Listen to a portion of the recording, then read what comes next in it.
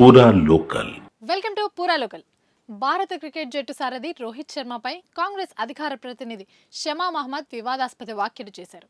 రోహిత్ శర్మ లావుగా ఉంటాడని, ఆటలో అతడి ప్రదర్శన ఏమాత్రం ఆకట్టుకునేలా ఉండదని పేర్కొన్నారు. దేశ చరిత్రలో ఆకట్టుకోలేని కెప్టెన్ అతడొక్కడేనని అన్నారు. రోహిత్ శర్మ బరువు తగ్గాల్సిన అవసరం ఉందని పేర్కొన్నారు. సోషల్ మీడియాలో ఆమె చేసిన కామెంట్స్ రాజకీయ దుమారానికి తెరలేపాయి. బీజేపీ నేతలతో పాటు క్రికెట్ అభిమానులు కూడా ఆమె వ్యాఖ్యలపై విరుచుకుపడుతున్నారు.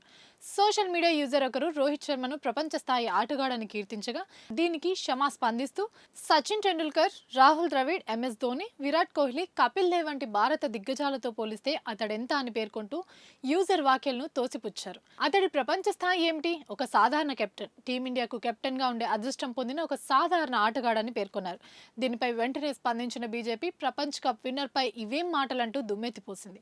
బాడీ షేమింగ్ తగదని హితవు పలికింది. కాంగ్రెస్ తీరే అంతా దశాబ్దాలుగా క్రీడాకారులను అవమానిస్తూనే ఉందని కాంగ్రెస్ ను వదిలి బీజేపీలో చేరిన రాధికా ఖర్గే ఆగ్రహం వ్యక్తం చేశారు. రోహిత్ శర్మ తన జట్టును ప్రపంచ కప్ విజయం వైపు నడిపిస్తే రాహుల్ గాంధీ తన సొంత పార్టీని ఒక తాటిపైకి తీసుకురాలేక గందరగోళానికి గురవుతున్నారని విమర్శించారు.